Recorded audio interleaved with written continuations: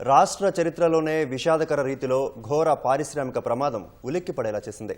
హైదరాబాద్ శివారు పటాన్చెరు మండలం పాసమైలారం పారిశ్రామిక వాడలోని సిగాచి ఇండస్ట్రీస్ లిమిటెడ్ ఔషధ పరిశ్రమలో భారీ విస్ఫోటనానికి ఇప్పటివరకు 32 మంది బలయ్యారు. శిథిలాల కింద మరికొందరు చిక్కుకున్నారని, మృతుల సంఖ్య పెరుగుతుందని అధికారులు చెబుతున్నారు. ఘటనను తీవ్రంగా పరిగణించిన సర్కార్ సీనియర్ ఐఏఎస్లతో కమిటీ ఏర్పాటు చేసింది. ఇలాంటి ఘటనలు జరగకుండా చేపట్టాల్సిన చర్యలపై కమిటీ సిఫార్సు చేయనుంది. ఇవాళ ముఖ్యమంత్రి రేవంత్ రెడ్డి ప్రమాదం జరిగిన పరిశ్రమను పరిశీలించనున్నారు.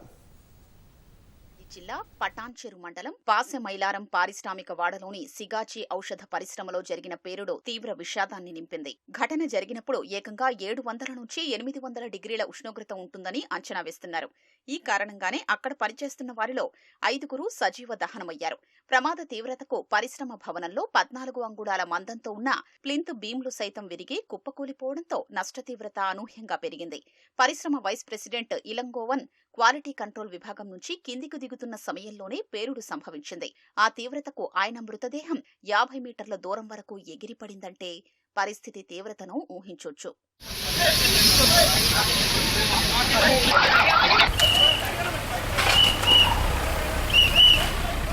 ఎన్డీఆర్ఎఫ్, హైడ్రా, అగ్నిమాపక సిబ్బంది యుద్ధ ప్రాతిపదికన సహాయక చర్యలు చేపట్టగా 11 అగ్నిమాపక శకటాలు మంటల్ని అదుపు చేశాయి.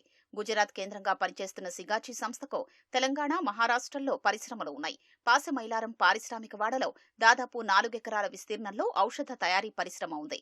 ఇక్కడ ముడి సరుకును శుద్ధి చేసి మైక్రో క్రిస్టలైన్ సెల్యులోజ్ అనే ఔషధాన్ని తయారు చేస్తారు. దీన్ని వివిధ ఔషధ తయారీ సంస్థలకు విక్రయిస్తారు. ఈ పరిశ్రమలో 4 బ్లాకులున్నాయి. ఇక్కడ మొత్తం 189 మంది సిబ్బంది పనిచేస్తుంటారు. వీరిలో ఉత్తరాది రాష్ట్రాలకు చెందిన వారే ఎక్కువగా ఉంటారు. సోమవారం ఉదయం 8 గంటల ప్రాంతంలో సిబ్బందంతా యథావిధిగా విధులకు హాజరవగా కాసేపటికే స్ప్రేయర్ డ్రయర్ ఒక్కసారిగా భారీ శబ్దంతో పేలిపోయింది. ఏం జరుగుతోందో తెలిసేలోపే జరగాల్సిన నష్టమంతా జరిగిపోయింది. ఆ సమయంలో 147 మంది పరిశ్రమ ఆవరణలో ఉన్నట్లు అధికారిక వర్గాలు చెప్తున్నాయి.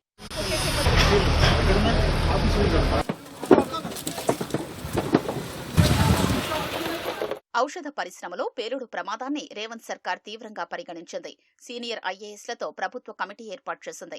సిఎస్ రామకృష్ణారావు నేతృత్వంలో సహాయక చర్యల పర్యవేక్షణ కమిటీని నియమించింది. కమిటీలో సభ్యులుగా డీఆర్ఎఫ్ స్పెషల్ సీఎస్, కార్మిక శాఖ CS, health secretary, fire services additional డీజీలు వ్యవహరించనున్నారు. ఇలాంటి ఘటనలు మళ్లీ జరగకుండా చేపట్టాల్సిన చర్యల్ని కమిటీ సిఫార్సు చేయనుంది. ఇవాళ పాసమైలారం పరిశ్రమ ప్రమాద స్థలికి సీఎం రేవంత్ రెడ్డి వెళ్లనున్నారు. అగ్ని ప్రమాదం జరిగిన పరిశ్రమను పరిశీలించనున్నారు. గాయపడిన వారికి మెరుగైన వైద్యం అందించాలని ముఖ్యమంత్రి అధికారుల్ని ఆదేశించారు. కాలిపోయిన మృతదేహాలు, హాహాకారాలు చేస్తున్న క్షతగాత్రులు, శిథిలాలు తొలగిస్తున్న కొద్దీ బయటపడుతున్న శవాలు, తమ వారి కోసం బాధితుల ఆర్తనాదాలతో పరిశ్రమ వద్ద పరిస్థితి భీతావాహంగా మారింది. శిథిలాల్ని తొలగిస్తున్న కొద్దీ మృతదేహాలు బయటపడుతున్నాయి.